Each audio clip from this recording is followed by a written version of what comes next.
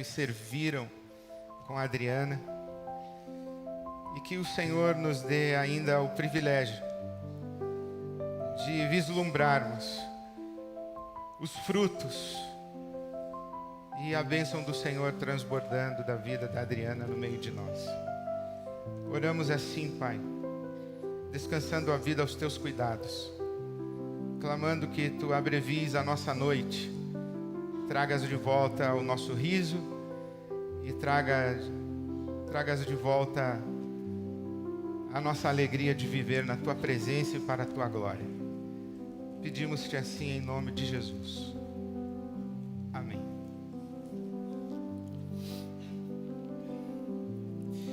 Eu leio Isaías 40 aos irmãos e irmãs nessa noite e a todos aqueles que nos acompanham tão de longe. Que a palavra de Deus alcance você, o seu coração, alcance você, a sua casa, alcance a sua vida onde você estiver. Leio Isaías 40 numa resposta a um discernimento, a um incômodo que carrego comigo já há um bom tempo, e acredito que um domingo como o de hoje é um tempo muito oportuno e propício para repartir essa porção, ou esta percepção, ou estas verdades da palavra de Deus. O meu incômodo diz respeito àquilo que Byung-Chul Han, esse filósofo alemão de origem sul-coreana, chamou de sociedade de desempenho, ou sociedade do desempenho, a era do cansaço, a sociedade do cansaço, uma coisa muito ligada à outra. Essa pressão em que nós vivemos nos nossos dias de sermos produtivos o tempo todo, de performarmos, de gerarmos resultados, de fazermos entregas, de satisfazermos necessidades e também suprirmos expectativas e de atendermos a todas as demandas que vêm ao nosso encontro sem cessar. O pastor Levi gosta de falar da nossa responsabilidade de pagar os boletos que se avolumam, os boletos que chegam sem parar, mas não somente isso. Nós vivemos num mundo com 7 bilhões de bocas famintas. Não apenas bocas famintas com necessidades legítimas de alimentação, de recursos para sobrevivência digna, de condições de sobrevivência nesse grande mundo onde Deus nos colocou, mas também corações famintos, desejos, anseios, paixões, ambições. Nós queremos muito, nós queremos mais, nós temos vontade de viver e vontade de sorver o melhor da vida. E por isso nós temos que produzir o tempo inteiro. E vivemos essa ciranda incansável. E vivemos nessa roda imparável de produção em consumo, produção em consumo, produção em consumo. É claro que outras sociedades, outras culturas, outras civilizações, inclusive outras cidades, possam ter outros ritmos de vida, diferentes da correria de uma cidade como São Paulo. Mas eu não sei quanto a você, a mim me afeta essa vida que temos nos grandes centros urbanos, e esse apelo constante de corrermos atrás dos nossos sonhos, de corrermos atrás das nossas metas, de estabelecermos alvos, desenvolvermos planejamentos, nos dedicarmos, nos empenharmos, levantarmos cedo, com uma agenda lotada. É ginástica, é aprender um outro idioma, é fazer uma pós-graduação, é matricular-se num novo curso, é um novo livro que você tem que ler, é um outro lugar que você tem que conhecer, é um encontro com uma pessoa extraordinária que você pode ser muito abençoado se estiver com ela. Você está sempre correndo atrás de uma agenda que está sendo posta na sua frente, e parece que você está perdendo coisas. À medida em que você vai vivendo, você vai perdendo coisas e vai sendo estimulado o tempo inteiro a mais, mais, e você entra nessa roda produtiva o tempo inteiro. E sabe que isso é a sociedade do desempenho que o Sean Han está falando? E nós nos percebemos num determinado momento partes dessa engrenagem, partes dessa máquina. Nós também temos que produzir, o mundo tem que produzir, a sociedade tem que produzir, nós também temos que produzir. E o pior de tudo é que essa lógica de produção e gerar resultados o tempo todo, 7/24, ela se aplica também a Deus. Deus também tem que produzir, Deus também tem que performar, Deus também tem que entregar resultados para nós. Assim como, por exemplo, as empresas têm as suas linhas de montagem, têm as suas linhas de produção, as nossas estruturas religiosas, as nossas igrejas também têm os seus métodos de ativação do divino. É uma corrente de oração, é uma reunião de oração, é um caderno de oração, é um ciclo de jejum. Nós estamos sempre correndo atrás de um fruto que ainda não temos nas mãos. Nós estamos sempre correndo atrás de um resultado, nós estamos sempre correndo atrás de uma solução, de uma resposta, e o tempo todo nós estamos ativando Deus, dizendo: Deus funciona, Deus responda, Deus funciona, Deus performe, Deus entregue, olha o que nós estamos te pedindo, olha a nossa demanda, olha a nossa necessidade, olha o nosso desejo, olha o nosso sonho. Nós estamos correndo para o Senhor, esperamos no Senhor e somente no Senhor. Então Deus também é colocado nessa engrenagem que Ele tem que produzir o tempo todo. O problema é que produzir 7/24 nem máquina consegue, mas a máquina ainda vai lá. Mas o que é vivo não produz o tempo todo. O que tem vida não produz o tempo todo. A Bíblia Sagrada diz que nós, que temos o nosso prazer no Senhor, somos como árvores plantadas junto a ribeiros de águas, e árvores que dão o seu fruto na estação própria. Na estação própria. A vida obedece ciclos. A vida segue estações. Primavera, verão, outono, inverno. A vida obedece esses ciclos de mortes e ressurreições. A vida consegue conviver e assimilar flores e folhas ao chão. A vida consegue conviver e assimilar como natural árvores com seus galhos secos, ressecados. A vida consegue enxergar como absolutamente natural a semente plantada e que ainda não brotou. A terra parada, aguardando a chuva. A flor nascendo, o fruto brotando. A vida, a gente espera a colheita. São ciclos. Diferente dessa máquina de produção e consumo que a gente tem o tempo todo. E a gente leva isso para Deus. Por isso eu lembrei, nesses dias de Isaías 40, 30 e 31, quando a palavra de Deus diz que até os jovens se cansam e ficam exaustos, e os moços tropeçam e caem.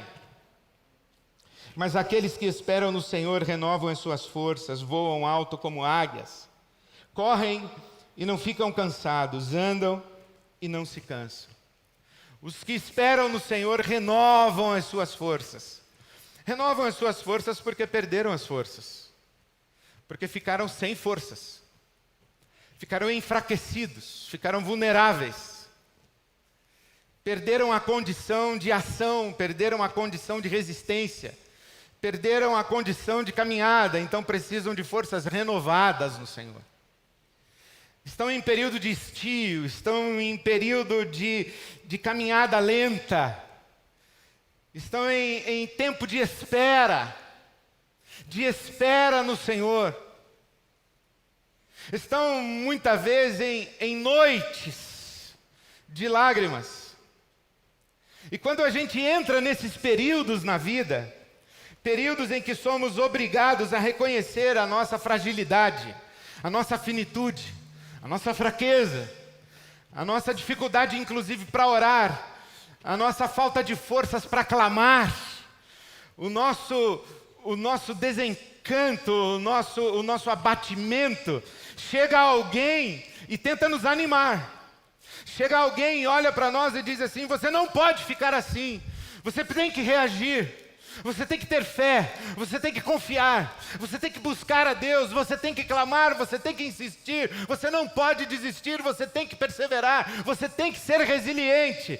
Você tem que produzir, você tem que dar frutos, você tem que estar em ação, você não pode se deixar fraquejar, você não pode se deixar enfraquecer. E essas maneiras de olharmos para a vida e olharmos para nós mesmos sugerem para nós que nos tempos de inverno, nos tempos de outono, nos tempos de mortes e ressurreições, e especialmente nos tempos de anoitecer e de morte, há algo errado conosco. Mas não necessariamente há algo errado.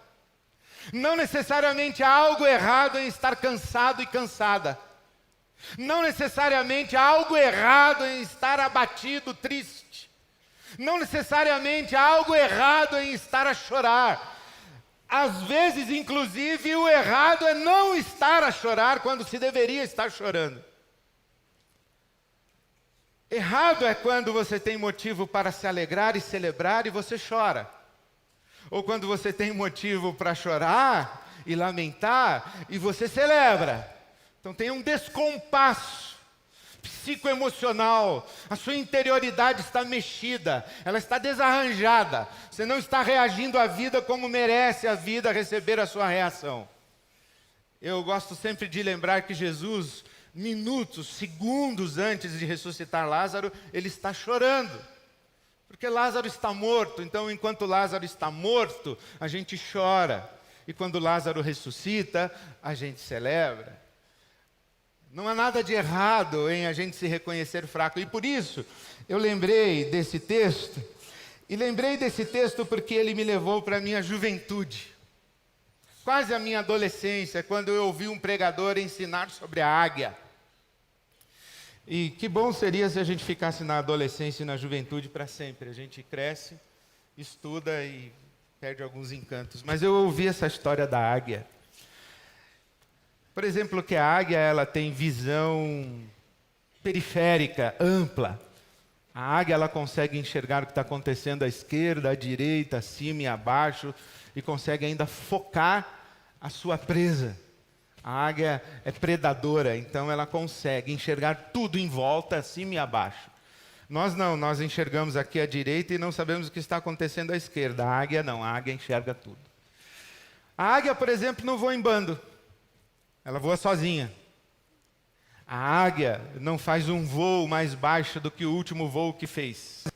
A águia sempre está voando mais alto, mais alto, mais alto. A águia tem um ninho só em toda a sua vida. Ela constrói um único ninho. Talvez por isso Salomão nos Provérbios faça a referência de que há coisas maravilhosas para ele e encantadoras.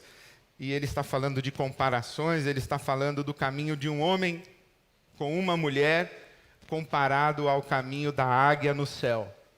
Talvez porque a águia tenha um ninho só a vida toda. A águia, por exemplo, quando seus filhotinhos começam a se esbarrar dentro do ninho, trocar cotovelos, asas dentro do ninho, ela empurra para fora do ninho.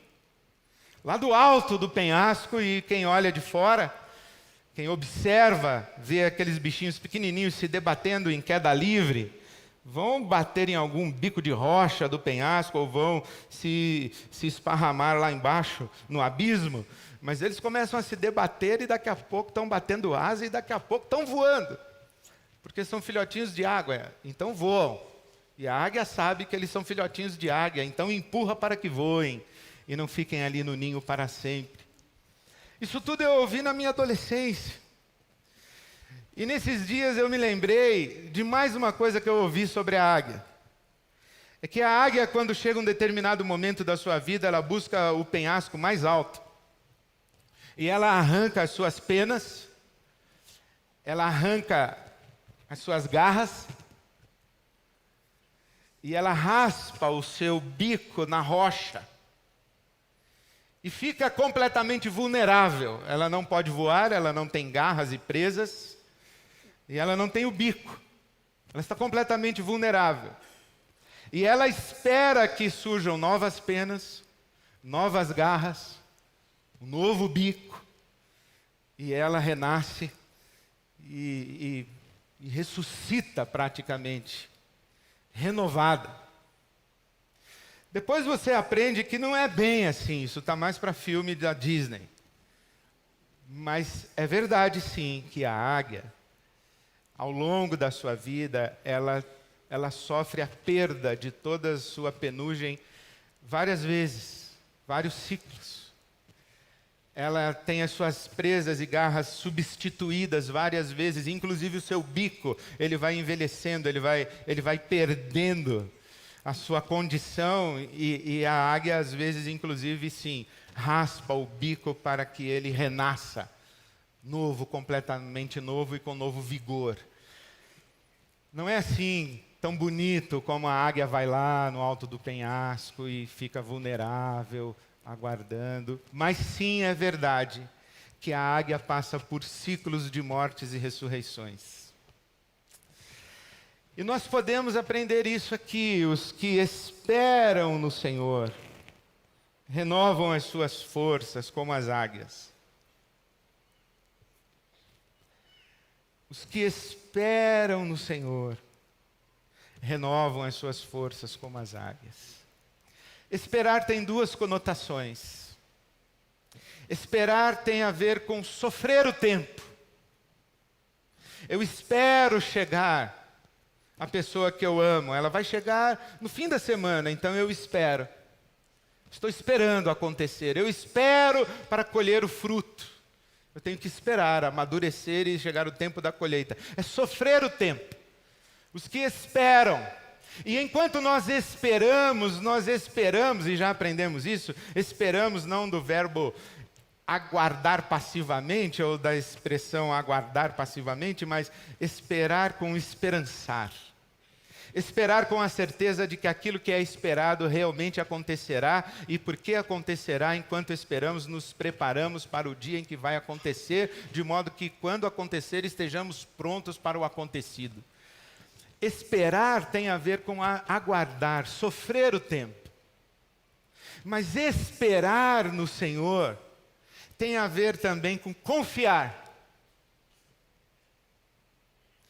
De quem eu espero socorro? De quem eu espero ajuda? De quem eu espero renovação? De quem eu espero a novidade? Eu espero do Senhor. Por isso o salmista no Salmo 40 diz: esperei confiantemente no Senhor. Por isso nós dizemos que olhamos para os montes. De onde vem o socorro? O nosso socorro vem do Senhor, é dele, é nele que nós esperamos. Por isso é que quando as pessoas começam a abandonar Jesus, porque o discurso de Jesus não é muito conveniente ou compatível com suas expectativas e anseios, as pessoas começam a abandonar Jesus. Jesus diz aos seus discípulos: vocês também querem ir? Pedro diz assim: para onde iremos nós? Para quem iremos nós? Se só o Senhor tem palavras de vida eterna, em quem podemos colocar a nossa confiança? De quem podemos esperar vida eterna, senão do Senhor? Então, esperar tem a ver com sofrer o tempo, aguardar, mas tem a ver também com confiar. Confiar no Senhor que nos renova as forças. E eu meditei sobre isso, sobre o renovo e o descanso. Quando nós descansamos, nós retomamos a jornada e somos as mesmas pessoas. Eu corro, corro atrás dos meus alvos, dos meus objetivos, das minhas metas, eu corro atrás da realização dos meus sonhos, eu corro atrás daquilo que eu anseio, daquilo que eu quero, eu corro, aí eu canso, estou cansado, aí eu descanso, então logo me sinto revigorado, eu continuo correndo, e corro mais, e corro, aí canso, aí descanso, e continuo a mesma pessoa, na mesma corrida, atrás dos mesmos objetivos, atrás dos mesmos alvos, do mesmo jeito. Mas isso que a palavra de Deus está falando para nós é renovação. Eu não apenas descanso, eu sou renovado. Eu sou renovado porque eu sou transformado. Eu corro. Mas há um determinado momento em que na minha corrida atrás daquilo que tanto anseio, no meu esforço atrás daquilo que tanto desejo, e no meio dessa ciranda performática e dessa espiritualidade performática de querer que Deus faça isso para mim, chega uma hora em que eu desisto. E desisto não porque perdi a fé. Desisto não porque passei a desconfiar de Deus. Desisto não porque passei a duvidar do amor de Deus por mim. Eu desisto simplesmente porque eu não tenho mais forças para continuar correndo. E não é uma questão de descansar, porque eu já vim correndo e descansando, e o ciclo de correr e descansar já se esgotou. Eu arriei, eu caí. Eu quebrei. Não é descansar. Eu não preciso agora de descanso. Eu preciso de renovo. Preciso de renovação de Deus. Porque tantas vezes que eu corri, fui atrás do que eu queria, eu cansava, eu descansava, eu entregava para Deus, eu pegava da mão dele de novo e ia correndo, ainda com taquicardia, continuava na minha correria. Até que chegou um momento em que eu percebi que eu não tinha mais condição de correr, e aí eu fiquei ali parado.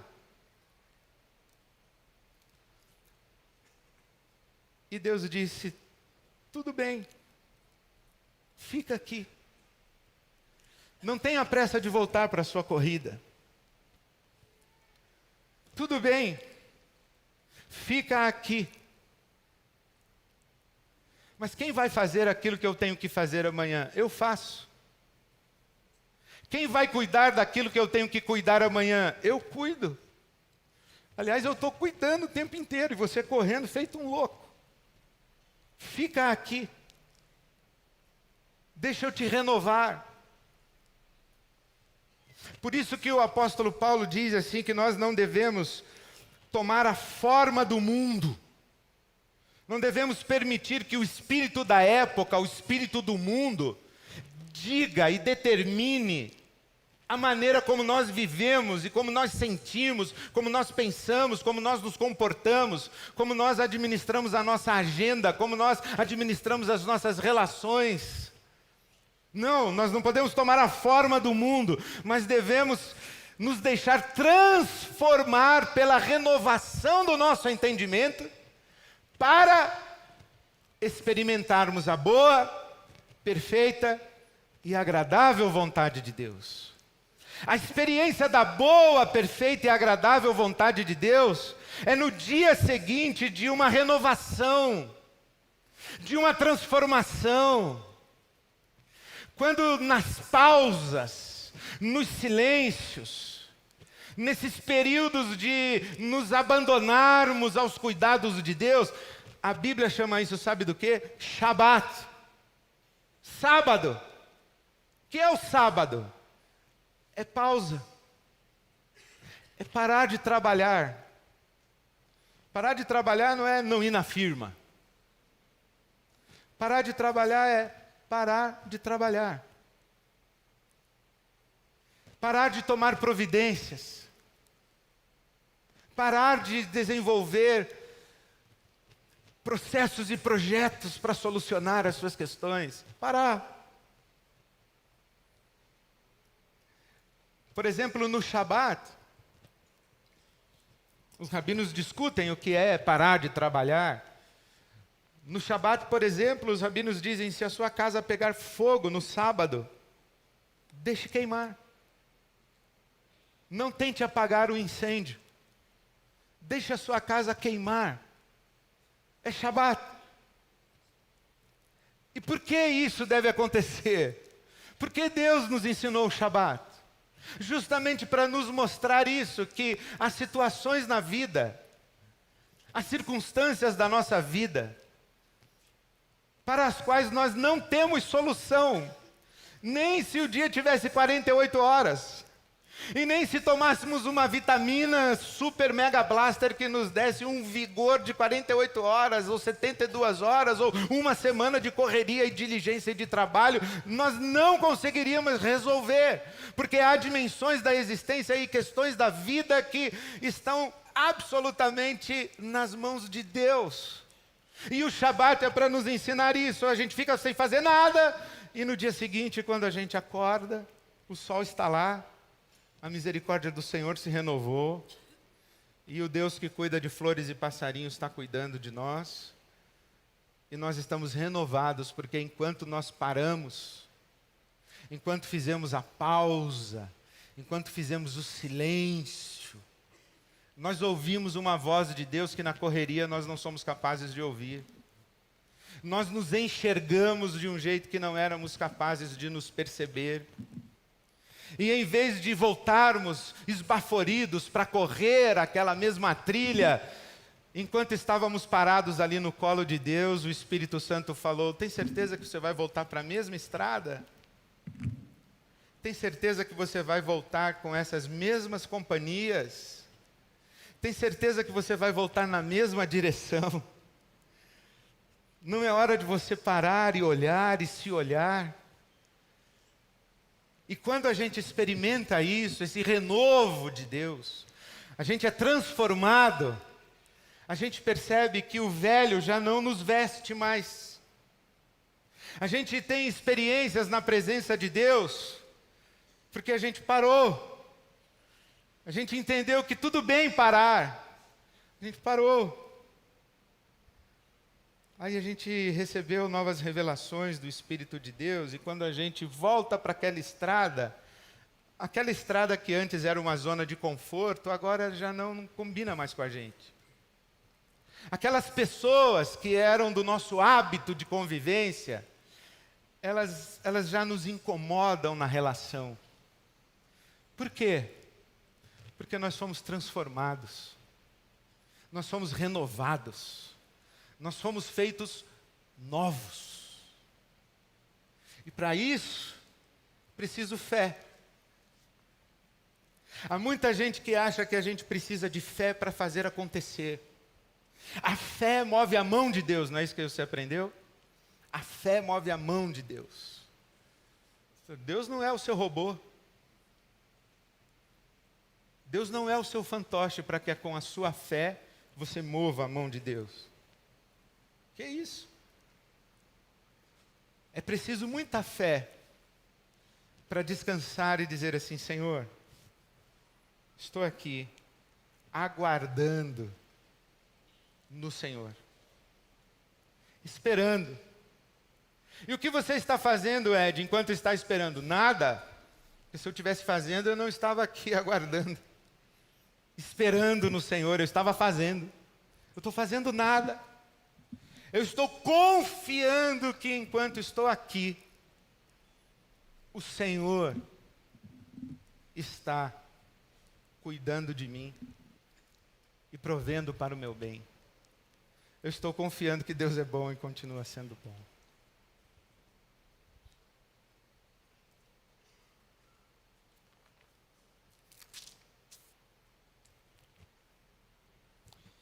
Senhor, o meu coração não é orgulhoso e os meus olhos não são arrogantes. Não me envolvo com coisas grandiosas nem maravilhosas demais para mim. Eu leio o Salmo de Davi, o 131.